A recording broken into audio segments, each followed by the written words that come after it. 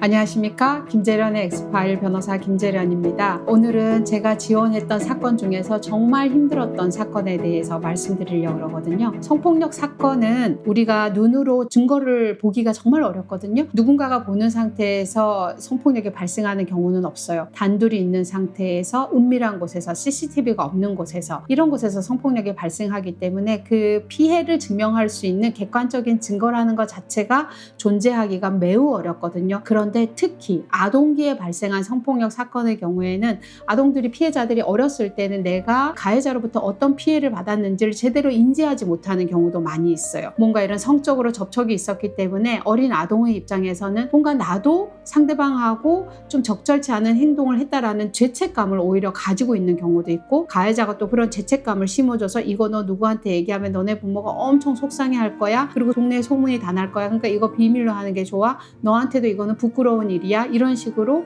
가스라이팅을 해서 피해자를 침묵하게 만드는 경우들도 있거든요. 그러다 보니까 피해자들이 혼자 마음속으로 끙끙 앓고 있다가 성인이 된 다음에 이런 성폭력 사건에 대해서 직간접적으로 경험을 하면서 어렸을 때 내가 입었던 그 사건은 피해였구나 라는 걸 알게 되고, 그 피해로 인해서 내가 성인이 되고 나서도 이렇게 누군가하고 교제를 하는 것도 어렵고, 교제하는 사람하고 어떤 성적 접촉이 있을 때마다 그 옛날의 일이 떠올라서 성관계라든지 성적 접촉을 자꾸 피하게 되는 거구나, 이게 트라우마하고 연결돼 있다는 이런 것들을 알게 되면, 나는 지금까지 이렇게 힘든 상태로 살아왔는데 떵떵거리고 잘 살고 있는 가해자를 봤을 때 내가 어떤 고통 속에서 살았는지 저 가해자가 적어도 알게는 해줘야겠다 라는 생각으로 변호사 사무실에 찾아오고 변호사하고 같이 일을 시작하는 이런 경우들이 정말 많이 있거든요. 제가 하는 사건들도 그런 경우들이 많은데요. 지금 말씀드리려고 하는 거는 12살 때 친척 오빠로부터 성폭력 피해를 입었던 사건이에요.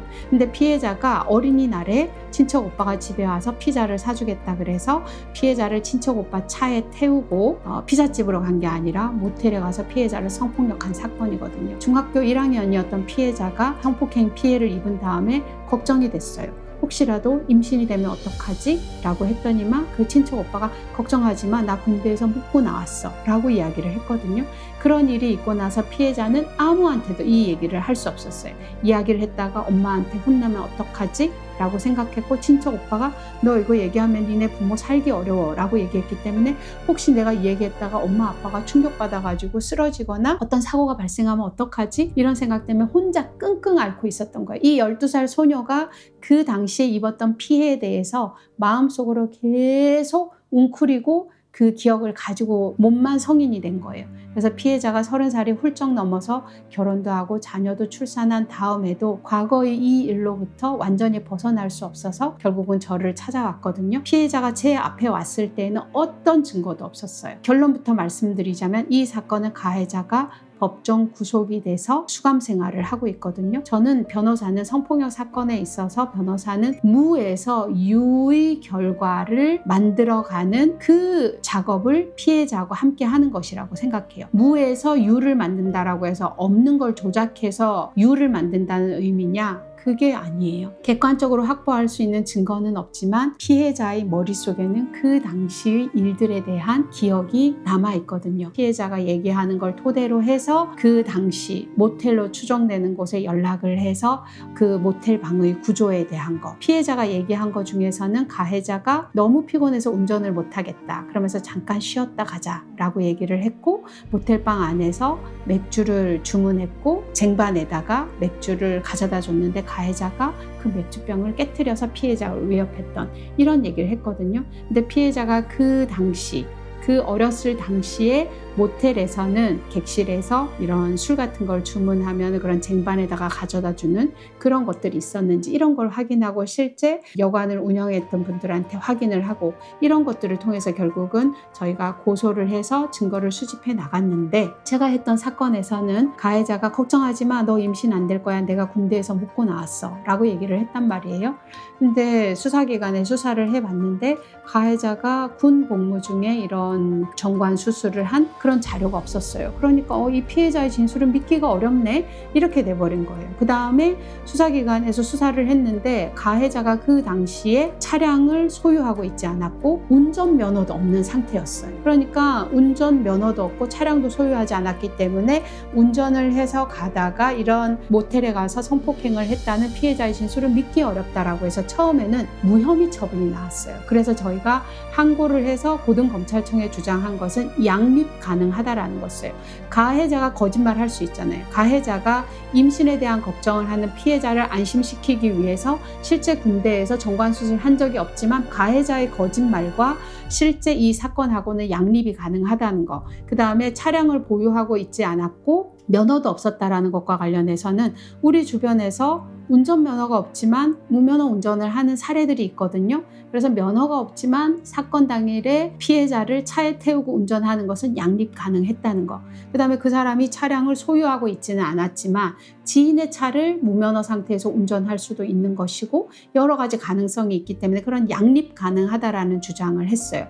그래서 수사가 제기됐고 다시 수사를 하는 과정에 검찰에서 대질 조사를 했는데 천만다행으로 검사님이 다른 보완 수사를 해서 가해자가 무면허 기간인 동안에 운전을 하다가 적발된 그 수사 자료가 있는 것을 확보했어요.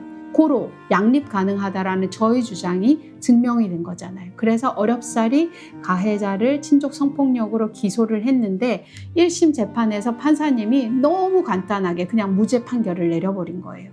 그러고 나니까 피해자가 내가 입었던 피해가 맞는데 내가 거짓말쟁이가 된 것에 대해서 참을 수가 없다 라고 이야기를 했고 그 당시 피해자하고 엄마하고 집에 있었는데 그래서 피해자가 가해자가 그때 집에 왔던 것을 엄마에게 이제는 물어보겠다. 있었던 일이지만 피해자는 사건을 고소하고 진행하는 과정에도 엄마한테 이야기를 하지 않았어요. 저는 수사 단계부터 엄마한테 얘기하고 그 당시 가해자가 왔었다라는 거에 대해서 확인을 받자라고 했는데 피해자는 엄마가 건강이 좋지 않기 때문에 제가 지금 그 당시에 엄마가 허락을 해줘서 내가 가해자하고 나갔다가 성폭력 당했다는 걸 알면 엄마가 너무 충격을 받아서 건강이 악화될 수도 있다. 나는 엄마가 건강이 악화되는 걸 원하지 않는다. 라고 해서 1심 판결이 나올 때까지도 엄마한테 얘기를 하지 못했었거든요. 근데 1심에서 무죄가 나오니까 피해자가 용기를 내서 엄마한테 확인을 해보겠다. 그래서 제가 그 어머님을 직접 만나서 여쭤봤어요. 그 어린이날, 피해자가 중학교 1학년이었던 어린이날 왜 어머니하고 피해자만 집에 계셨냐? 언니들하고 아빠는 다른 친척 집에 갔거든요. 그랬더니 어머니가 하시는 말씀이 그때 본인이 화장실에서 나오다가 넘어져서 다리를 다쳐서 깁스를 하고 있었다. 깁스를 하고 있었기 때문에 어머니는 친척집에 갈 수 없었고 어머니를 도와주기 위해서 이 피해자도 집에 있었다. 그래서 단둘이 있었다라고 하더라고요. 그래서 제가 어머니가 그러면 그 당시에 정말 깁스를 했었던 게 맞는지는 의학적인 자료를 통해 확인할 수 있잖아요. 그래서 저희가 어머니가 그 당시 다녔던 병원에 확인을 했는데 너무 오래전이라서 어머니가 진료받은 기록은 남아있지 않지만 어머니 다리가 예전에 골절됐던 증상은 여전히 남아있는 것을 엑스레이를 통해서 저희가 확인할 수 있었고 그 자료를 항소심에서 제출했고 집에 왔다 갔다라는 피해자의 진술이 신빙할 만하고 어머니가 항소심에서는 법정의 증인으로 나와서 그때 왔었고 피자 사준다 그래서 같이 보냈던 게 맞다라고 이야기를 했고 그 어머니 진술도 신빙성이 있다라고 봐서 결국은 가해자는 항소심에서 유죄가 나오고 중형 선고가 나와서 지금도 교도소에서 수감 생활을 하고 있거든요. 이 사건 항소심에서 피해자가 판결 선고하는 날 법정에 가서 직접 선고를 듣겠다고 저에게 전화로 이야기를 하더라고요. 그래서 제가 피해자에게 이런 얘기를 했습니다. 지금까지 피해자 마음속에 웅크리고 있던 12살 소녀, 그 소녀하고 헤어지시면 좋겠다. 법정에서 선고를 듣고 그 소녀하고 이제는 헤어지시고 더 씩씩하게 사셨으면 좋겠다라고 말씀을 드렸는데 항소심에서 유죄 판결이 나오고 가해자가 법정 구속이 되는 모습을 본 피해자가 나와서 저한테 전화를 해서 울면서 얘기하시더라고요. 이제는 그 소녀하고 헤어질 수 있을 것 같다 라고 얘기를 하시더라고요. 제가 이 채널을 통해서 끊임없이 말씀드리고 있는데 성폭력 사건, 그 피해의 결과를 우리 눈으로 보기가 어렵습니다. 그리고 성폭력이 피해자가 예견한 상태에서 발생하는 것이 아니기 때문에 피해자가 그 피해가 발생하는 당시의 상황을 증거로 남기는 것이 매우 어렵습니다.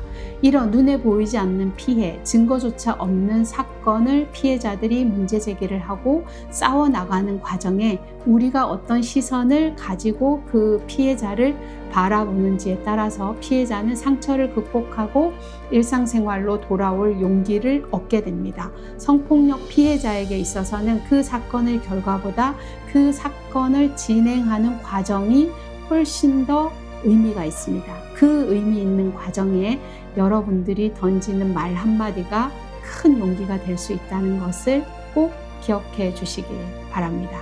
지켜보는 것에서 함께하는 것으로 김재련의 엑스파일 감사합니다.